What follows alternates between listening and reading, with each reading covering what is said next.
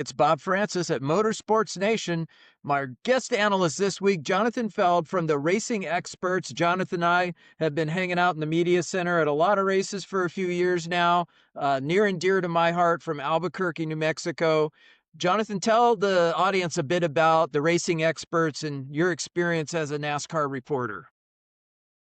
Yeah, so the Racing Experts was founded by Dominic Odegon back in 2010, and then I joined on like shortly thereafter. And yeah, we've been at it, going from being a group of teenagers, kind of doing our own little scrappy reporting and giving our thoughts on NASCAR to, you know, doing actual reporting and actual like race coverage and photos and interviews and videos and different things like that.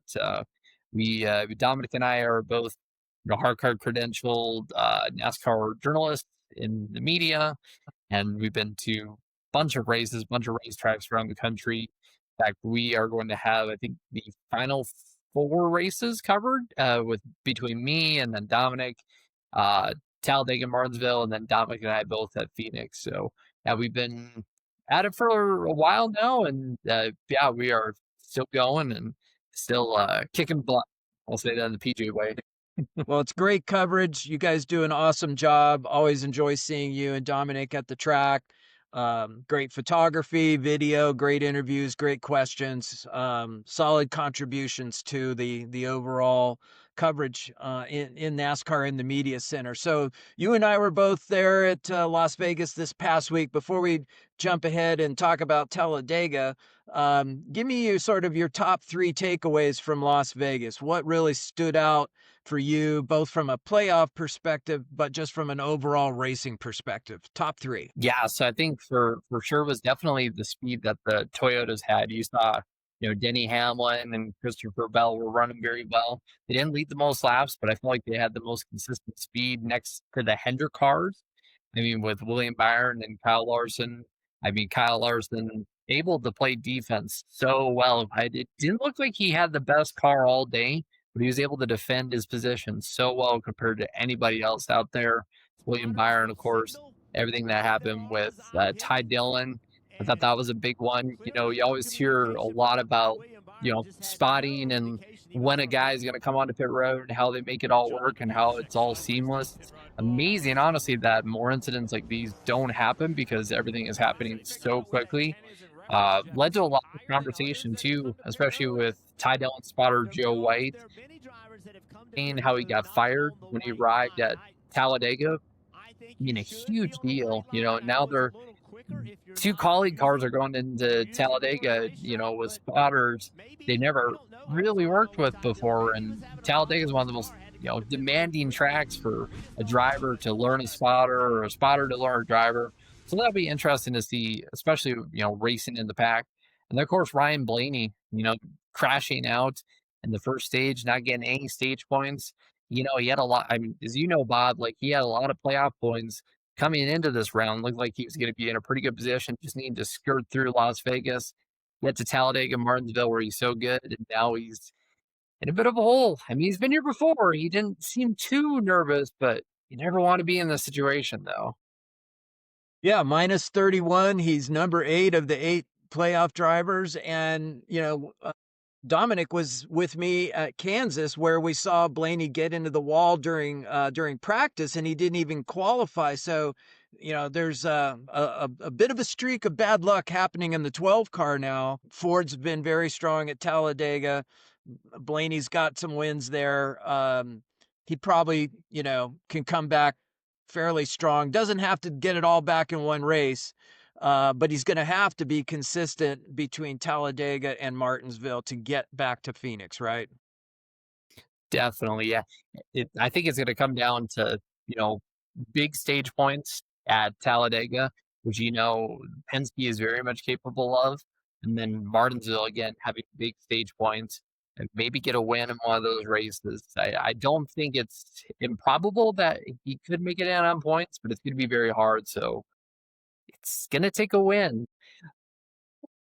Who did you see as really establishing themselves and really being the hot driver moving on into the next races in the round of 8?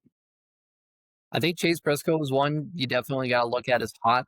you know, just yeah, I mean, his performance has been incredible. The opposite of William Byron, because I do agree with you that he has been inconsistent this summer and the pace has kind of fallen off a little bit. But where William Byron has kind of fallen down, Briscoe has picked it up and it's been really, really good this summer and really good this fall. What is he? He's got seven, if I remember Yeah, correctly, seven poles this season. yeah, an astounding number. Yeah, he's been great this season. Yeah, to yeah, Chase Briscoe, I think, is one, and then I think also Kyle Larson too. He's been really running well on super speedways, which is totally opposite of how he usually has been, as you probably know. Another sort of must watch this weekend is which Larson are we going to get? The one that Yeah. consistently crashed out, or can he establish himself up front and stay safe up there? We'll see. All right, we're going to take a short commercial break here on Motorsports Nation. Great to have Jonathan Fjeld from the Racing Experts with us, and we'll be back right after this. The Honor and Remember flag is a nationally recognized symbol that sends a message of appreciation for the sacrifice made by our fallen heroes and their families. The flag flies at many NASCAR races around the country, and you can help honor our nation's fallen military members and remember the eternal sacrifice of their service by flying the flag too. Text FLAG to 71777 or visit honorandremember.org to learn more. Together, we remember them all. Message and data rates may apply. Well, welcome back to Motorsports Nation. I'm here with Jonathan Fjeld from the Racing Experts. We're talking about Talladega. And Jonathan, I heard an interview, and we actually have a video clip from Chris Buescher, interviewed from RFK Racing headquarters this week, where he, let's see, the word he used was madness. Speedway racing can be madness. Let's go to that clip right now. We'll see what Chris had to say to the media. All right, we're going to head over to Jordan Bianchi. Hello, Jordan. Hey, Chris, appreciate the time. When you heard that Talladega was in the round of 8 a year ago, what was your initial thought? Uh, it's a little madness. You know, there is a skill set to speedway racing, right? There are teams that have handling figured out and speed. There's a strategy to it, but there is certainly a much more elevated luck factor involved as well. And with that, we all know that, and that's accepted throughout the year. But it certainly puts a lot on the line for a day that and not that this can't happen any given week, but one mistake from a single person can wipe out 10, 12, 15 cars in an instant at Talladega, where that's much less likelihood at other places. So it's part of racing, and it is what it is. But it certainly makes it difficult to get through all the way to the end and feel like you have the most deserving cars fighting for a playoff at the end. So maybe I'm talking a little bit out of turn because we're not in it, but certainly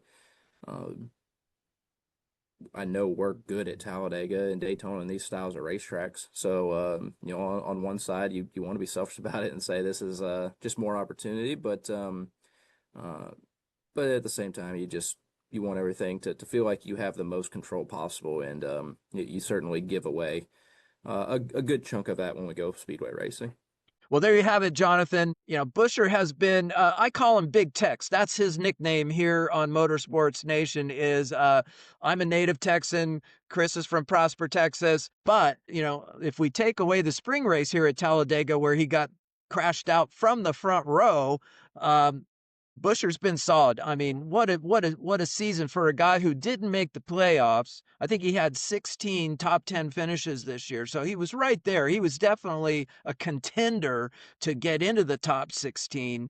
But he had, those comments that we just saw in the clip there, just talk about that one mistake that could take out 10, 12, 15 cars, and does that one mistake take out a bunch of playoff drivers? That's what the thrill of Talladega is there is such randomness. And are we going to get the big one? Or is it going to be like the spring race where there really wasn't a big one, although a few contenders definitely got tied up in a few crashes? How do you see it, Jonathan? 12, 15, 30, like last year. Uh, one mistake, like one bad bump or something like that, and like whole field gets wiped out and it completely changes the whole playoff complexion. If you look back at the last few, like spring versus fall, of course, this year, or I should say last year, was a little bit more calm, or the spring race was a little more calm than the fall race. 2023 spring race was a little more wild than the fall race. 2022 fall was a little more calm than the spring race. So I think it's kind of trending toward the fall race being a little more wild than the spring race. And of course, the spring race like you mentioned, there weren't a whole lot of incidents in the spring race, that we are typical for Talladega. So I don't know. I think this weekend I think we might see a big wreck that will involve some of the contenders. Now, who that involves could be, I still look at someone like Joey Logano, because you look at like the stats on super speedways. While Logano has the best average start in, I believe, the last 10 super speedway races, he has the worst average finish because he runs so well. But then when it comes down to crunch time, you get in the thick of everything and gets in wrecks, gets in incidents. Maybe he could turn the luck around this week, and maybe he's learned some things, but they're going to be very aggressive with their points position. I don't know. What do you see? Do you think we're going to see a wilder race?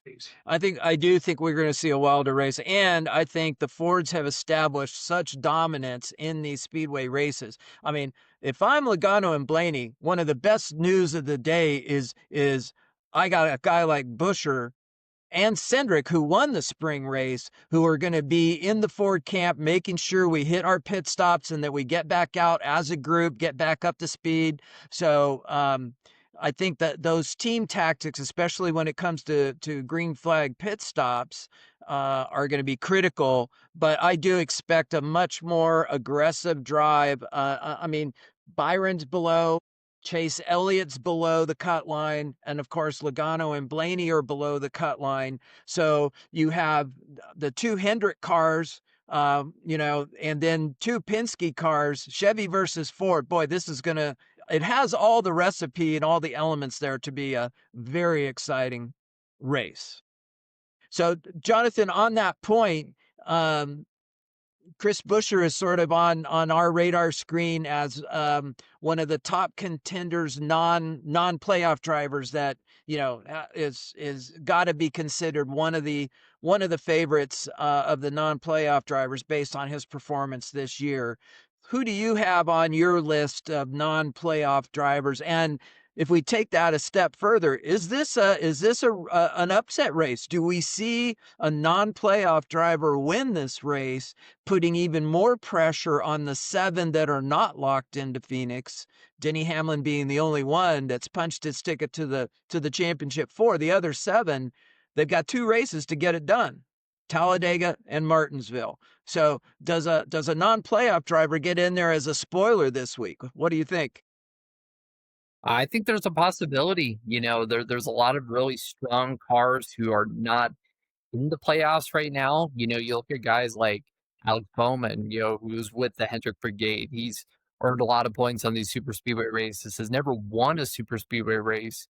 You look at a guy like Bubba Wallace as well, who is really hungry for a victory, especially after getting eliminated. You look at his performance on the super speedways as well, and he's been really good, but has never, gotten a win on a super speedway since that first win at Talladega in 2021. You look at a guy like Brad Keselowski, who's been so close so many times this season, hasn't gotten victory lane. You look at Austin Cindric, who has been so good, won back in the spring. I look for those 4 guys. If you want to read more about them, you can read about them on the raceexperts.com. But, those 4 guys I think are going to be in contention for that on Sunday. I think they're going to be, anything can happen on these pit stops. When these playoff guys have an issue or something, let's say like a Cindric or Bowman, their crew has a better stop. They've kind of just got to work with whatever line that they've got. they could maybe take advantage. I don't know. Who are you looking at, Bob? Chris Buescher's at the top of our non-playoff drivers list, but I also see Austin Cindric as probably being the another important contender of the non-playoff drivers.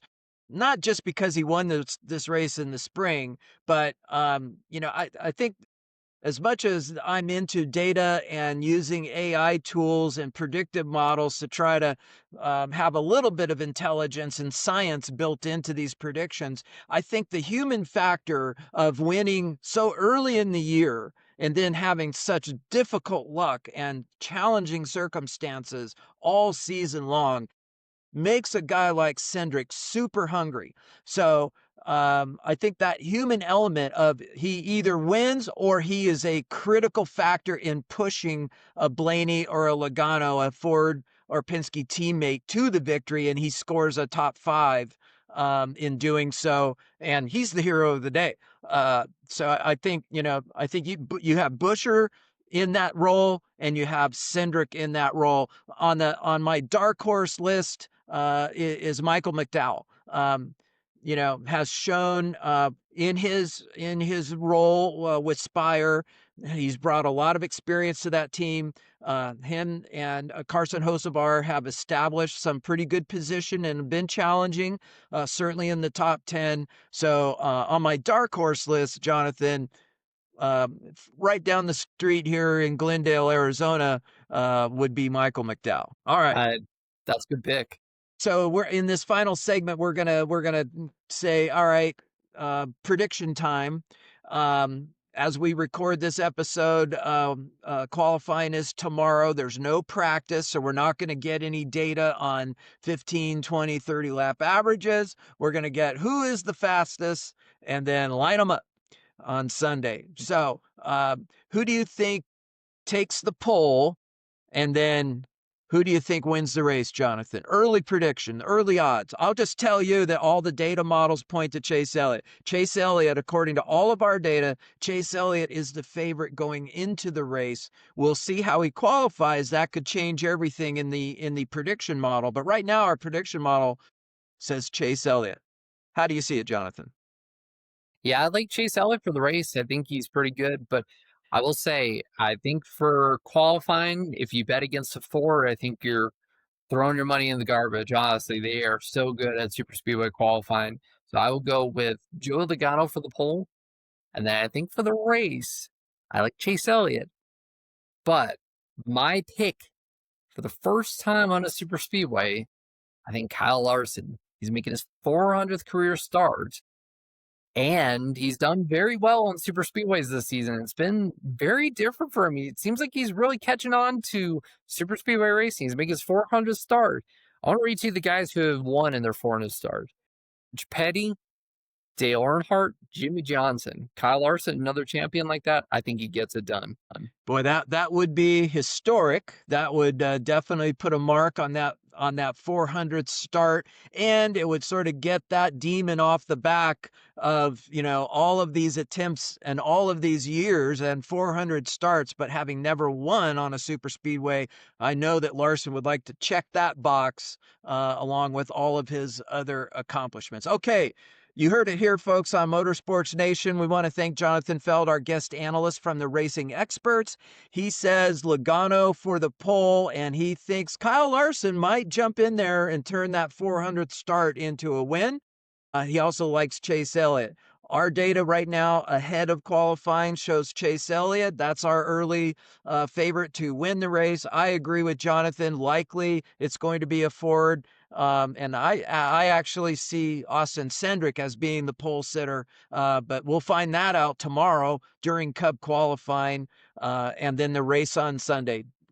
Jonathan, thanks for being with us today. Look forward to seeing you out the track. Thank you, Bob.